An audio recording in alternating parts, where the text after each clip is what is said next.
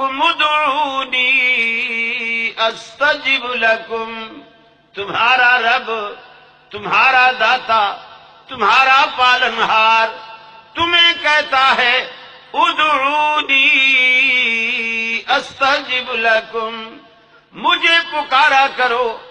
یہ بھی نہیں فرمایا میں تمہاری پکار کو سنتا ہوں، ڈائریکٹ رب العالمین نے قبولیت کی بات کی، ادعونی استجب لکم، مجھے پکار کے تو دیکھو، مجھے پکارا کرو، میں تمہاری دعاؤں کو، میں تمہاری پکار کو، میں تمہاری فریاد کو قبول کرتا ہوں۔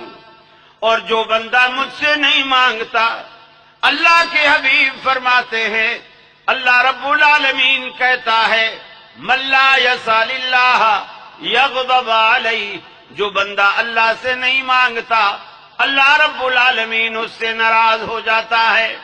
سارے کے سارے انبیاء جتنے بھی دنیا میں آئے یہی ایک دعوت لے کر کے آئے۔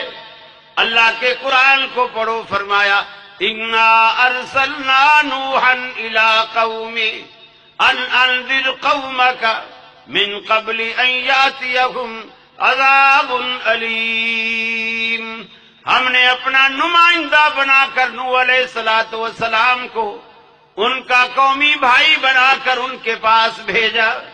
وَإِلَىٰ عَادٍ أَخَاهُمْ هُودًا وَإِلَىٰ ثَمُودَ أَخَاهُمْ صَالِحًا وَإِلَىٰ مَدْيَنَ أَخَاهُمْ شُعَيْبًا، ہم نے مختلف قوموں کی طرف انہی کے قومی بھائیوں کو اپنا نمائندہ بنا کر ان کے پاس بھیجا۔ سب نے آ کر کے ایک ہی دعوت دی، اللہ تعبدوا الا اللہ، اللہ کے سوا کسی کے آگے اپنی زمین نیاز نہ جھکاؤ، تمہاری بندگی صرف اللہ کے لیے خاص ہو، اللہ رب العالمین کے سوا کبھی طلب کا دامن نہ پھیلاؤ، کبھی دست سوال نہ اٹھاؤ۔ اللہ رب العالمین کے ہر پیغمبر نے یہی دعوت دی کہ باقی جہاں بھی جاؤ گے قدم قدم پر لٹیرے بیٹھے ہیں، وہ تمہیں قدم قدم پر لوٹیں گے۔ حضرت جی بولیں گے تم آؤ گے تو کیا لاؤ گے، میں آؤں گا تو کیا دو گے، صرف لینے کی بات ہے، دینے کی کوئی بات نہیں۔ ساری زندگی ون وے چلاتے ہیں۔ رب العالمین کیا کہتا ہے، میرے بندے کچھ نہ لے کر کے آ، سب کچھ لے کر جا، خالی ہاتھ آ، جھولیاں بھر کے جا۔ اللہ رب العالمین اپنے گھر پہ آنے والے کو تانا بھی نہیں دیتا۔ ارے دنیا میں دیکھتے نہیں ہو کتنے لوگ ایسے ہیں، جوانیاں گزر گئیں، ساری کی ساری جوانیاں گمراہی میں، گھٹاٹوپ اندھیروں میں گزر گئی، گمراہی اور ضلالت کی دلدل میں اتر کر انہوں نے اپنی جوانیاں کھپا دی، حتیٰ کہ ایسا وقت بھی ان کی زندگی میں آیا کانوں کی سنوائی جاتی رہی، زبان کی گویائی جاتی رہی، آنکھوں کی بینائی جاتی رہی، کمر بھی جھک گئی، لاٹھی کے سہارے چلنے لگے، منہ بھی سفید ہو گئے، بتی سی بھی غائب ہو گئی، بات بھی کرتے ہیں تو سمجھ نہیں آتی، دمے کا مریض ہے، بیماریوں نے گھیر رکھا ہے، جو زندگی بھر کمایا تھا وہ سب علاج پہ لگ گیا، جیب بھی خالی ہو گئی۔ ایک وفادار بیوی تھی، وہ بھی اللہ کو پیاری ہو گئی، بچوں کی شادیاں کرا دی، بچوں نے اپنی بیویوں کے کہنے پر باپ کو دھکے دے کر گھر سے باہر نکال دیا۔ یہ بڈھا ساری رات کھانستا ہے، نہ سوتا ہے نہ سونے دیتا ہے، رات کا وقت ہے، رات کی تاریکی میں بچوں کے دھکے، اپنی سگی اولاد کے دھکے کھا کر گھر سے باہر نکلتا ہے، اپنی پوری بستی کے، اپنے پورے گاؤں کے، اپنے پورے شہر کے دروازے بند دیکھتا ہے، ایک مسجد کا در کھلا دیکھتا ہے، شرم کے مارے اس میں گھس جاتا ہے، آج 80 سال کی عمر ہو گئی، 85 سال کی عمر ہو گئی، 90 سال کی عمر ہو گئی، مسجد میں قدم رکھ کر ایک ہی آواز اپنے منہ سے نکالتا ہے، امن یجیب المضطر اذا دعا۔ اے بے کسوں کی فریاد سننے والا، آج تیرا بے کس تیرے دروازے پر آیا ہے، سب سے دھتکارا ہوا تیرے دروازے پر آتا ہے۔ حدیث میں آتا ہے، اللہ تعالیٰ فرماتا ہے، اللہ تعالیٰ کہتا ہے مجھے حیات یہ ہے کہ میں اس بندے کے ہاتھوں کو خالی لوٹا دوں۔ اس کے آنسو اپنے دامن رحمت سے پوچھ لیتا ہے، اس کی رحمت تانا بھی نہیں دیتی، اب کچھ کرنے کے قابل نہیں رہا، اب تو میرے دروازے پر آیا ہے۔ اللہ رب العالمین اس کی آنسوؤں کی لاج رکھتا ہے۔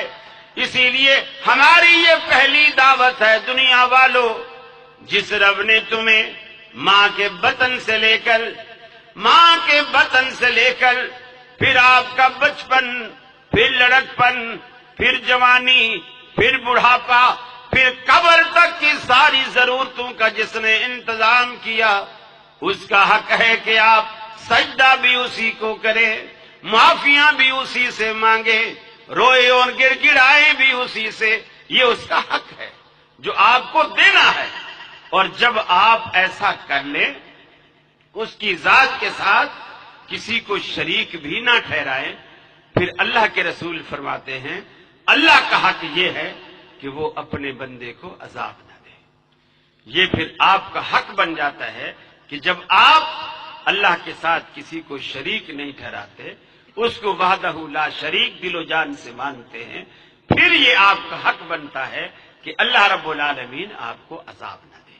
یہ اللہ رب العالمین نے خود یہ حدود، یہ پیمانے اللہ نے خود متعین فرمائے، ورنہ اللہ تعالیٰ کے لیے کوئی ضابطہ، کوئی قاعدہ، کوئی کلیہ ہم نہیں مقرر کر سکتے۔ اللہ نے خود بندوں پر احسان کرتے ہوئے، بندوں پر شفقت کرتے ہوئے، بندوں پر مہربانی کرتے ہوئے اللہ رب العالمین نے ایسا کیا۔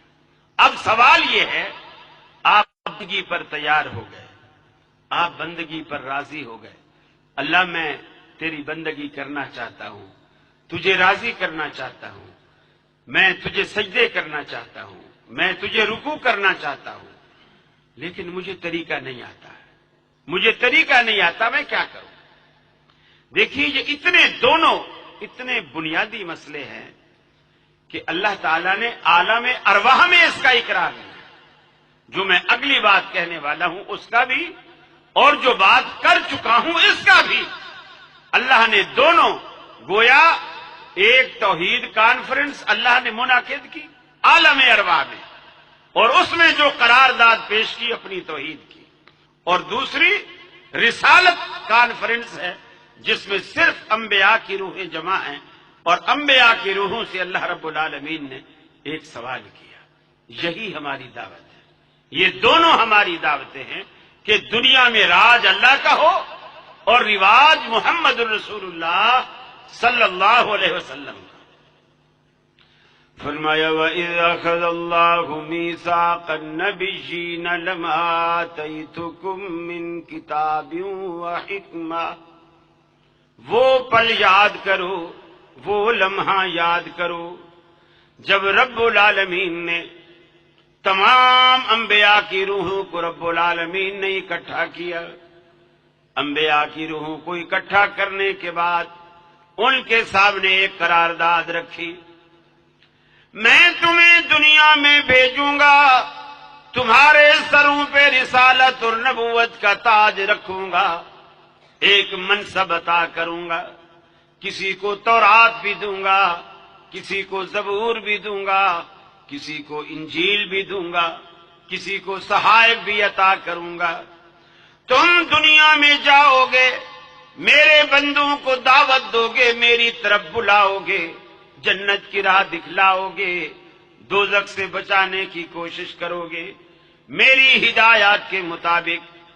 لیکن فرمایا ثم جاءکم رسول، پھر ہمارا آخری تاجدار آئے گا، ہمارا آخری تاجدار تمہارے ماں بہن آئے گا، وہ ایسا رسول ہوگا مصدق لما معکم، ان ساری باتوں کی تصدیق کرے گا جو تمہارے پاس ہوگی، تمہاری شریعتوں کی تصدیق کرے گا، تمہاری کتابوں کی تصدیق کرے گا۔ یہ ساری باتیں تمہاری سچائی صداقت کا وہ گواہ بن جائے گا، لیکن اس وقت تمہاری کیا ذمہ داری ہوگی؟ مصدق لما معکم لتؤمنن به ولتنصرن،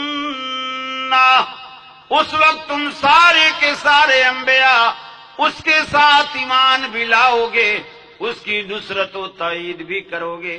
اللہ نے تمام انبیاء پر یہ بات لازم قرار دے دی۔ اگر وہ ہمارا آخری تاجدار، وہ آمنہ کا لال، تمہاری زندگی میں، تمہاری موجودگی میں اگر وہ آ گیا تو تم نے اس کی بات بھی ماننی ہے، اس کی پیروی بھی کرنی ہے، اس پر ایمان بھی لانا ہے، اس کی نصرت و تائید بھی کرنی ہے۔ یہ کرنے کے بعد اللہ نے پوچھا قال اقررتم، جیسے دنیا میں مولوی کوئی قرارداد اسٹیٹ سیکرٹری آپ کے سامنے پیش کرتا ہے اور پھر کہتا ہے کیا آپ اس کی تائید کرتے ہیں؟ ہاتھ کھڑا کریں آپ، ایسا پھر وہ لوگ ہاتھ کھڑا کر کے کہتے ہیں جی ہم تائید کرتے ہیں۔ ایسے اللہ رب العالمین نے ان سے سوال کیا قال اقررتم، ارے کیا تم نے میری یہ قرارداد مان لی؟ قالوا اقررنا، انہوں نے کہا یک زباں ہو کر کے کہا اللہ ہم نے مان لی، ہم ایسا ہی کریں گے۔ فرمایا قال فاشهدوا وانا معكم من الشاہدین، فرمایا تم بھی گواہ ہو جاؤ، میں بھی تمہارے ساتھ گواہ بن جاتا ہوں۔ آج یہ بات طے ہو گئی کہ محمد عربی صلی اللہ علیہ وسلم کے آنے کے بعد کوئی پیغمبر بھی اپنی نبوت اور اپنی کتاب کی تبلیغ نہیں کرے گا۔ محمد عربی کے آنے کے بعد وہ سارے اسی کی نصرت و تائید کریں گے۔ رحمت عالم صلی اللہ علیہ وسلم نے خود اس بات کو کھولا، آپ نے ساری کی ساری کائنات پر یہ پابندی لگا دی۔ آپ نے فرمایا کل امتی یدخلون الجنت الا من ابا، قیل ومن ابا یا رسول اللہ؟ قال من اطاعنی دخل الجنہ ومن عصانی فقد ابا، فرمایا جو میری امت میں ہے سارے کے سارے جنت میں چلے جائیں گے، ایک وہ بدبخت بچ جائے گا، وہ جنت میں نہیں جائے گا۔ کون؟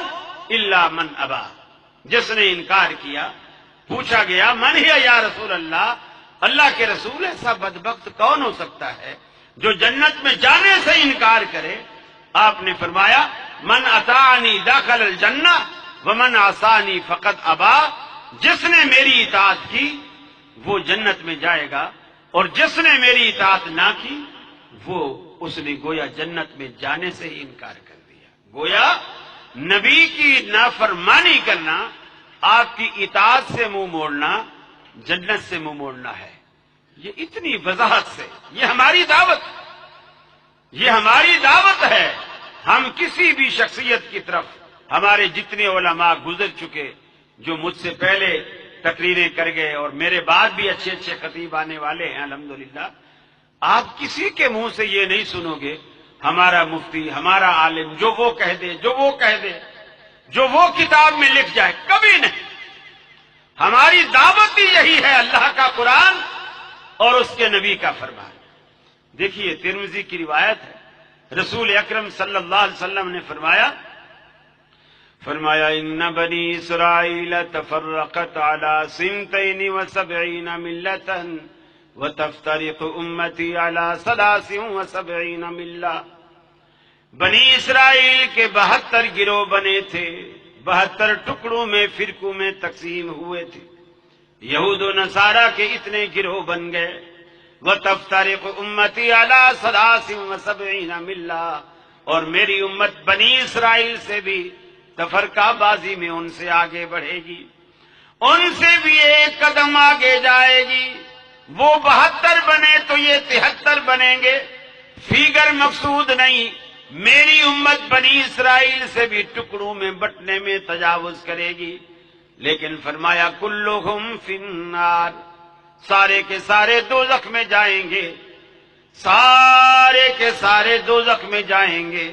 الا ملۃ واحدہ، صرف ایک ملت کے، ایک جماعت کے، ایک پارٹی کے. ان 73 فرقوں میں سے سوائے ایک فرقے کے آپ نے کوئی نام نہیں لیا. کسی بھی فرقے کا اللہ کے حبیب نے کوئی نام نہیں لیا، نہ ہمارے فرقے کا نام لیا، نہ اہل حدیث کا نام لیا، نہ دیوبند کا نام لیا، نہ بریلویوں کا نام لیا، نہ کسی اور فرقے کا نام لیا. اللہ کے رسول کی نام لینے میں بڑی حکمتیں تھیں.